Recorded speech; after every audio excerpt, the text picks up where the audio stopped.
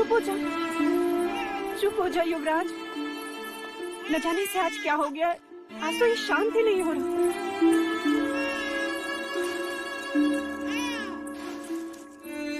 नहीं राजा, लगता है कुमार को किसी की अशुभ दृष्टि लग गई है। लौशिका, युवराज की नजर उतारो शीघ्र।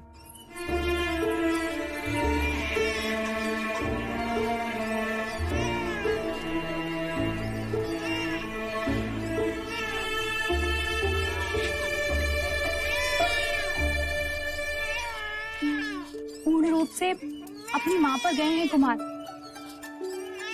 महादेवी भी तो जागते थे आधी आधी रात, फिर न जाने क्या क्या जतन करने पड़ते थे उन्हें सुलाने के लिए। सर में तेल लगाओ, गाना गाओ, संगीत सुनाओ।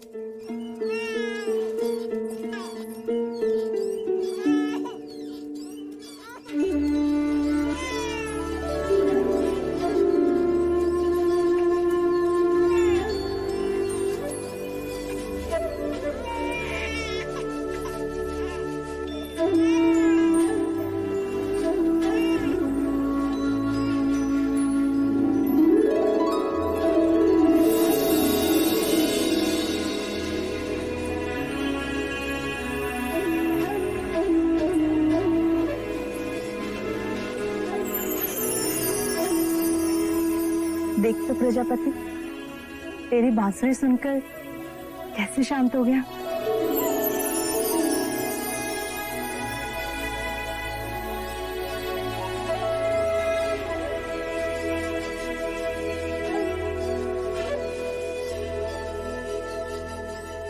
देखिए तो महादेवी, बांसुरी के स्वर सुन के कैसे सो गए हमारे कुमार।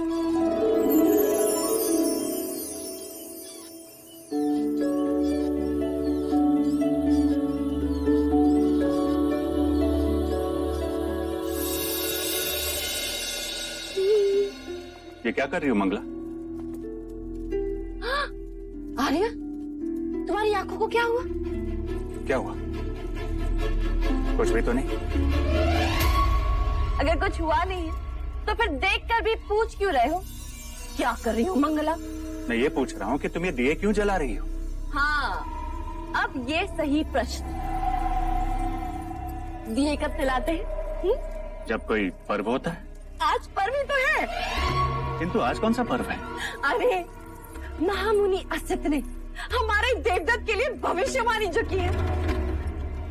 भविष्यवाणी? किंतु वो भविष्यवाणी तो सिद्धार्थ के लिए थी। हाँ, उसी के लिए की थी। शब्द सिद्धार्थ के लिए थे, पर मरण देवदत्त के लिए था। वो कैसे? आंखें बड़ी करो आर्य, आंखें बड़ी करो। अरे, सिद्धार्थ बड़ा होकर सन्यासी बनेगा, राजगद्दी पर देवदत्त ही तो बैठेगा ना।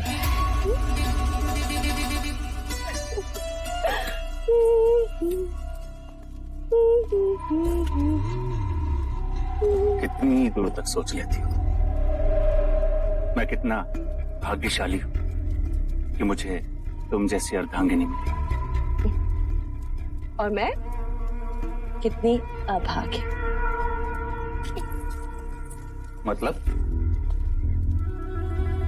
मतलब मूछें होती तो महाराज बनते। मांग है इसलिए मंगला।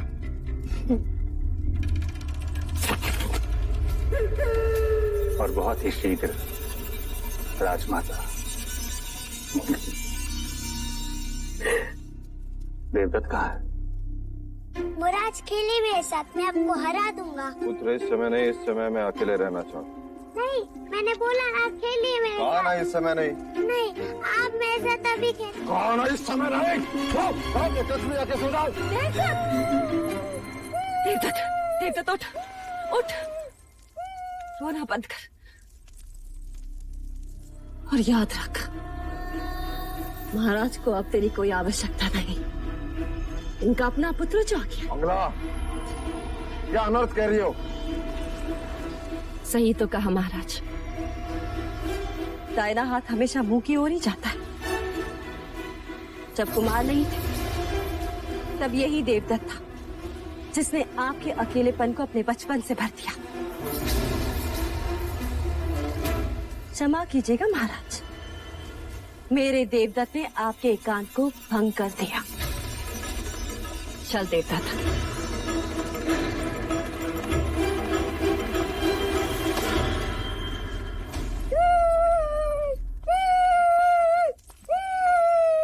शांत शांत हो जा, मैंने कहा ना, एकदम चुप चुप हो जा।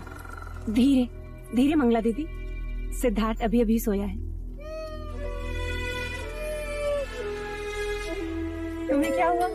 तुम क्यों रो रहे?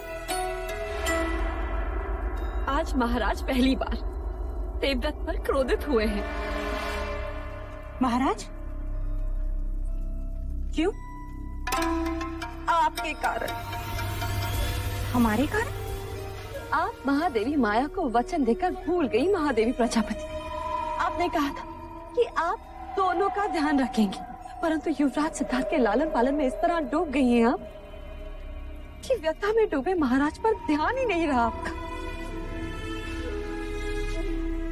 माँ तो बन गई, परंतु पत्नी का धर्म भूल गई। इस समय जब महाराज को आपके शयन कक्ष में होना चाहिए, वो व्यथित राज्यसभा में बैठे हैं। आप महादेवी हैं, किंतु आयु में मैं आपसे बड़ी हूँ। आपका ध्यान रखना मेरा कर्तव्य है, इसलिए बिना मांगे आपको सलाह दे रही हूँ। ऐसे कोमल अवसर में अपने पुरुष को अकेला नहीं छोड़ना चाहिए। आप समझ रही हैं ना? चल देवदत्त।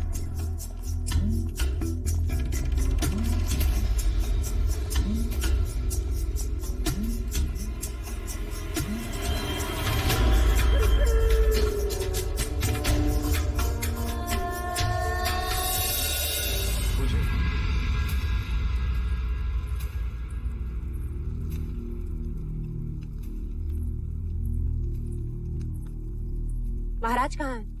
अभी अभी प्रशिक्षण क्षेत्र की ओर गए हैं महादेवी।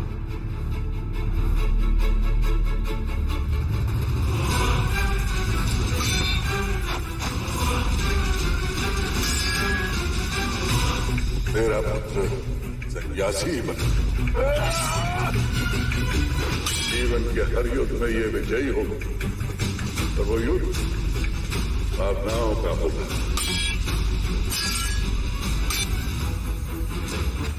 भले इसने तेरे क्षत्रिय कुल में जन्म लिया हो, पर रूप सन्यासी का लेकर आया है।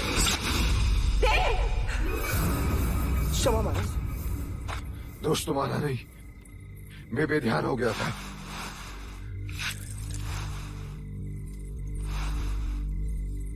ये क्या देव? ये कोई समय है प्रशिक्षण का? नींद नहीं आ रही थी, व्यतीत था, अपने क्रोध पर काबू नहीं कर पा रहे थे, इसलिए। ऐसी कौन सी व्यथा है देव जिसने आपको इतना चिंतित कर दिया? इस शाक्य कुल का पतन होते नहीं देख सकता देवी। मैं क्षत्रियों का अपना धर्म छोड़ते नहीं देख सकता। जिन हाथों में मैं तलवार देखना चाहता हूं, उन हाथों में मैं कमंडलू कैसे देखूं? जिस शरीर पर मैं रक्त रंजित घाव देखना चाहता हूं, वहां चंदन तिलक कैसे देखूं देवी? कैसे देखूं? आप किसकी बात कर रहे हैं देव? कुमार सिद्धार्थ की, असद मुनि की वाणी अभी गूंज रही है मेरे कान में। आप अकारण ही व्यथित हो रहे हैं देव। कल किसने देखा है? इतना जब तब यज्ञ के पश्चात एक पुत्र हुआ, और वो भी सन्यासी। ऐसा कुछ नहीं होगा देव। असत मुनि की वाणी कभी असत्य नहीं हुई देवी। किंतु भविष्य के गर्भ में क्या है यह कोई नहीं जानता। मैं तुमसे पूछता हूं देवी, तुम्हें क्या लगता है? जिस भगवे वस्त्र से सन्यासी का चोला बनता है, उसी भगवे वस्त्र से हमारे राज्य का परचम बना है।